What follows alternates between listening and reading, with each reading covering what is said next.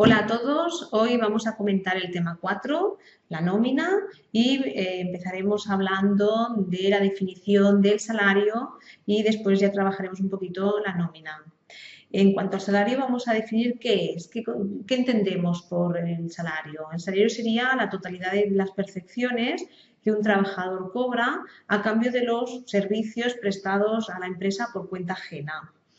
Hemos de saber de que el salario se puede estructurar en función de unidad de tiempo o bien de obra o destajo, lo que llamamos de destajo. Por unidad de tiempo sería el salario en el que el trabajador cobra en función del tiempo que emplea, bien sea que puede estar calculado mensualmente o bien sea, por ejemplo, aquellos trabajos en el que damos clases particulares y cobramos por las horas que empleamos, o bien hacemos un canguro cuando cuidamos a un niño de una forma extraordinaria. Ese sería calculado por unidad de tiempo. Y el trabajo es pagado, salario a destajo o por obra, no tiene en cuenta el tiempo, sino que lo que tiene en cuenta sería la cantidad y o calidad del trabajo. Hemos de saber de que también se podría hacer una combinación, lo que llamaríamos un salario mixto. También se contempla la posibilidad del salario en especie. El salario en especie sería el salario que perciben los trabajadores en cuanto a hacer uso, por ejemplo, de una vivienda que nos pueda prestar la empresa, hacer uso de un vehículo. El salario en especie no puede superar el 30% de la totalidad del salario que cobra el trabajador. Respecto al salario, también tenemos que decir que existe la obligación por parte del empresario de pagarlo puntualmente en las fechas establecidas. Es decir, si es mensual, se tendrá que pagar esa nómina mensualmente y no con retraso. Cuando el empresario se demora en el pago de la nómina, tenemos derecho a poderle reclamar un 10% sobre la cantidad adeudada. Pero yo aquí os doy un consejo. Siempre intentar dialogar a ver el por qué este retraso, porque sí que es verdad que así como la normativa contempla que se puede exigir un 10% sobre la cantidad adeudada, no nos aclara a partir de cuántos días se considera retraso.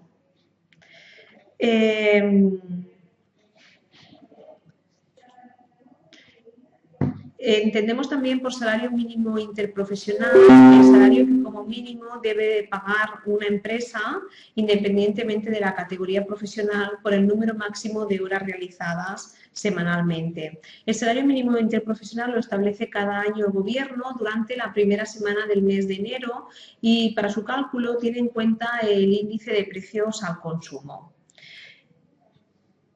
Hemos de decir que el salario mínimo interprofesional es inembargable, es decir, un trabajador puede contraer deudas a las cuales pues, se le produzca un embargo, pero lo que es la cantidad exacta del salario mínimo interprofesional se lo deben de respetar para vivir. Solamente hay una excepción, que sería que el trabajador tuviera esas deudas y a más debiera la cantidad económica en concepto de alimento para los hijos en caso de sentencia firme de divorcio. Ante esta situación, sí que un juez puede llegar a dictaminar que se embargue todo, inclusive el salario mínimo interprofesional. Pero sin esta excepcionalidad, hemos de tener en cuenta que el salario mínimo es inembargable.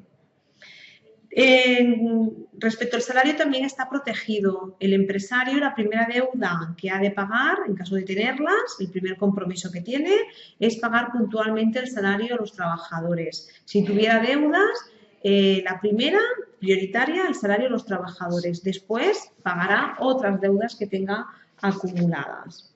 Y también vamos a hablar del Fondo de Garantía Salarial. Podemos decir que el Fondo de Garantía Salarial es un organismo autónomo adscrito al Ministerio de Empleo y de Seguridad Social que lo que hace es garantizar las percepciones salariales de aquellos trabajadores en los cuales la empresa está en situación de quiebra y ya ha habido un acta judicial que así lo manifiesta.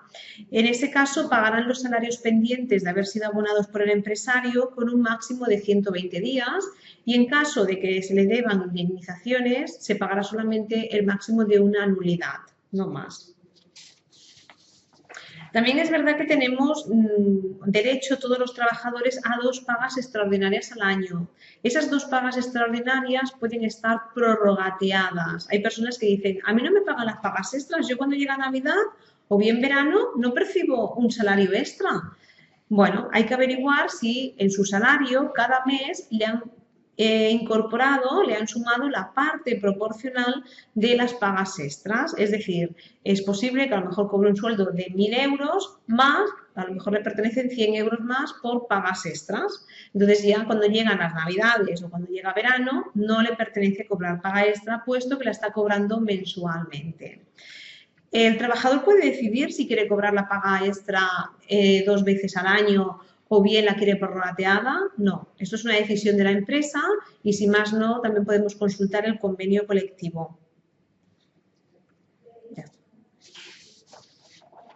Vale, ahora les voy a hacer la aclaración esta y ya se acaba este tema. Bien, en el libro os hablan de dietas. Os he de decir que tal y como os señala en esta diapositiva que os presento, en esta diapositiva sí que está bien, pero lo que tenéis en el libro, ese mismo cuadro, está equivocado.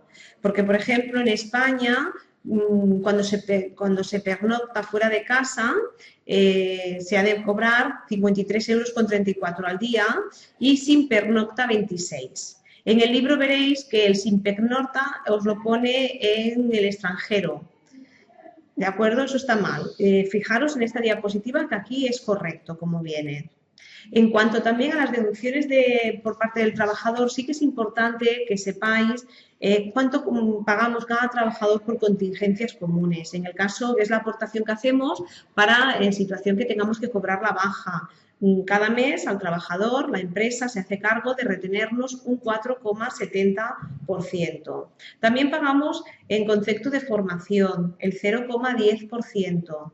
Aquellas personas que dicen, estoy haciendo un curso por la empresa y es totalmente gratuito.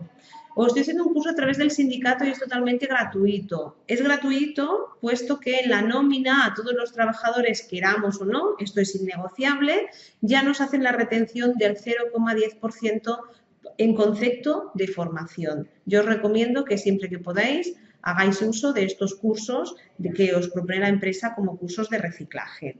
También nos hacen una retención del 1,60% en función de si el contrato es temporal y el 1,55% para contratos indefinidos y algunos temporales como por ejemplo el contrato de interinidad, el contrato en prácticas y el contrato de relevo.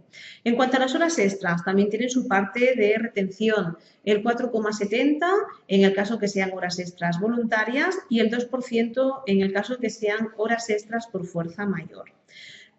Importante también que sepamos que tenemos derecho a pedir anticipos sobre el salario.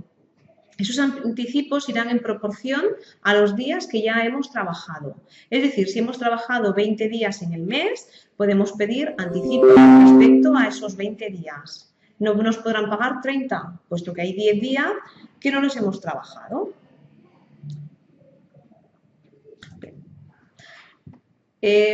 Recordar, vamos a hacer una breve síntesis de lo que ha sido este tema, la definición de salario, los tipos de salario en función de unidad de tiempo, en función de objetivos o bien a destajo, acordaros de lo que es el salario mínimo interprofesional, los derechos que tenemos los trabajadores a cobrar el salario de forma puntual, a poder pedir anticipos sobre el tiempo trabajado, derecho a 2 pagas extras que establece el Estatuto de los Trabajadores y que se establece que una se cobre en Navidad y la otra según lo pactado. Por norma suele ser en verano.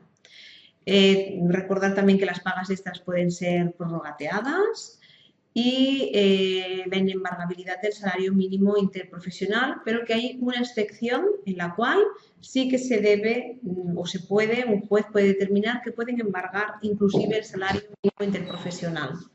De acuerdo, nos vemos en el próximo tema.